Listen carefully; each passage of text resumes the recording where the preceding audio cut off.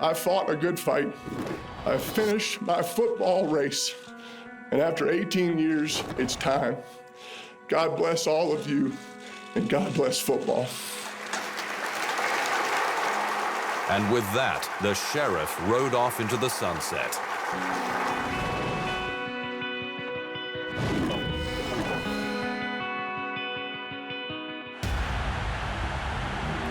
A quarterback's job is to throw touchdown passes.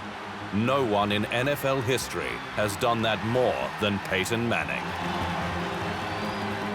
One of the greatest quarterbacks in NFL history had engineered the fairy tale ending, winning his second Super Bowl in his final game. Manning had spent a month contemplating his extraordinary career before confirming that his record-breaking 200th win would be his last. Green Bay Packers legend Brett Favre had previously owned most of the statistical records for a quarterback, including the 199 win mark. But Manning gradually took them over one by one. By the time the 39-year-old led the Denver Broncos to victory in Super Bowl 50 against the Carolina Panthers, his immortality was assured. Well, like I said, it's a great feeling. It's a great sense of accomplishment for this team. We've been through a lot this year. This team's been unselfish, tough, resilient, and I think all that was on display tonight. So I had a chance to talk to the team last night, and I just kind of thanked them for letting me be a part of the journey. It's truly been a team effort, and it was a team win tonight. Manning's head-to-head battle with the other star quarterback of this generation, New England Patriots' Tom Brady, had captivated the NFL. While Brady may have since taken the career wins record off him, Manning is being passed in other categories too. Manning was the NFL's all-time leader in passing yards before Drew Brees went by him in 2018. Brees should also throw more touchdowns. Manning posted some of the most prolific offensive seasons ever. In 2013, he set single-season marks for passing yards and touchdowns, en route to his 5th MVP award, which was yet another record. Growing up watching Peyton Manning play, and I'm serious now, it's an honor. You know, I got a chance to meet him 2 years ago, and it was such a blessing because how he changed the game, the way that he worked, the way that he prepared, really showed quarterbacks the right way to do it. It's been a wonderful career for him, and to be back to this position is just amazing. His legacy is outstanding. You know, if not the best, one of the best to ever play the game. Manning was destined for greatness from the start. The son of a former NFL quarterback, Archie, he was taken at number 1 in the 1998 draft by the Indianapolis Colts. He proceeded to turn the struggling franchise into a powerhouse, leading them to victory in Super Bowl 41. Manning's mind was his biggest weapon, and the hurry-up offense he perfected changed the way the game was played. He might not have had the gunslinger arm like others, but his brain worked with the efficiency of a computer. It's been joyful, joyful. I mean, I watch all the players, quarterbacks especially. He brought to the NFL a game that hadn't been seen before, and he helped the NFL make the transition into what it is today on the field. Still to come on the Immortals, how Peyton Manning lived up to his promise.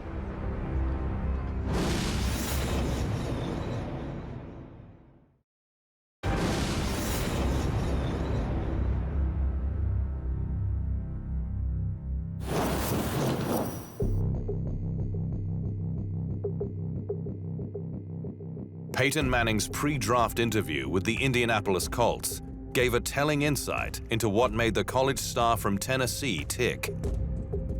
He promised Colts general manager Bill Polian that if they took him at number 1, then he would win them a championship. Manning also warned them about what might happen if they didn't select him. If you don't, I promise I'll come back and kick your ass. He was a man of his word. During the next 13 seasons, he would win 8 division championships, 2 AFC championships, and 1 Super Bowl for the Colts, the franchise's first in 3 decades.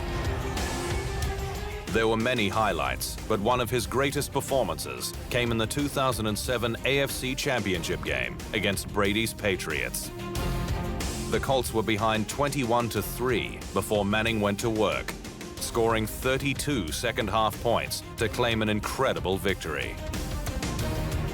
He passed for 347 yards, throwing for 1 touchdown and running for another. To me, he's the greatest of all time. When you watch the best and you're able to learn from the best, hopefully that helps me get better. Manning then won his first Super Bowl, leading the Colts to a 29-17 victory over the Chicago Bears. But for all his brilliance and amazing statistics, there was one chink in the armor compared to his rivals: an average postseason record. A loss to the New Orleans Saints in the 2010 Super Bowl further fueled that theory. The following year, Manning's career was thrown into disarray, with the 35-year-old forced to undergo neck surgery. While the Colts struggled without him, they still made a decision to move in a new direction, with the Manning era coming to an end.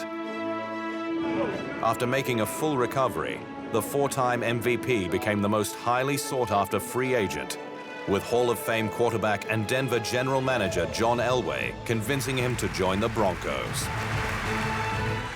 The thing that got me is I asked him, I said, Peyton, is there any doubt in your mind that you can't get back to the Peyton Manning that we know of? And he said, there's no doubt in my mind.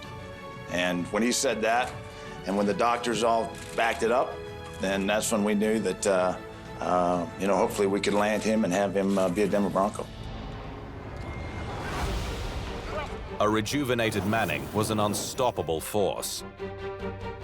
In the opening game of the 2013 season, he threw 7 touchdowns against the Baltimore Ravens, becoming just the 6th player in NFL history to do it. He then took down Brady's season touchdown record, finishing with 55, although unfortunately the Broncos came up short in the Super Bowl against the Seattle Seahawks. On October 19, 2014, Manning threw his 509th career touchdown to Demaryius Thomas, overtaking Favre as the all-time leader in passing touchdowns.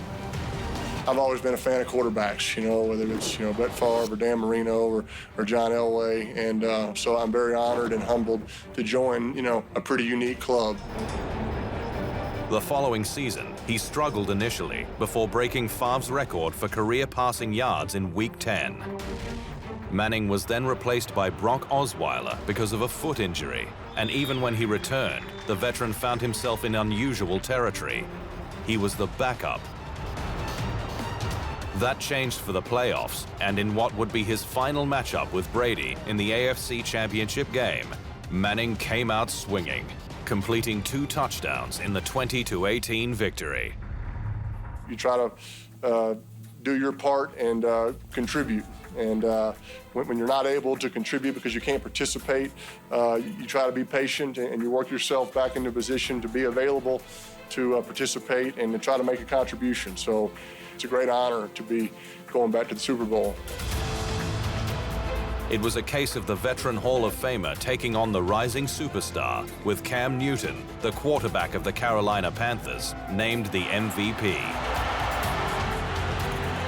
While Denver's defense was rightly credited with being the key factor in the 24-10 victory, the Sheriff controlled proceedings perfectly to join a select group of quarterbacks to win 2 or more Super Bowls.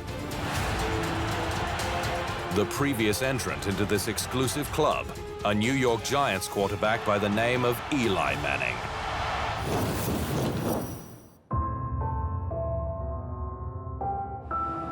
Archie Manning played 16 seasons in the NFL as quarterback, mainly with the New Orleans Saints, before short stints with the Houston Oilers and Minnesota Vikings.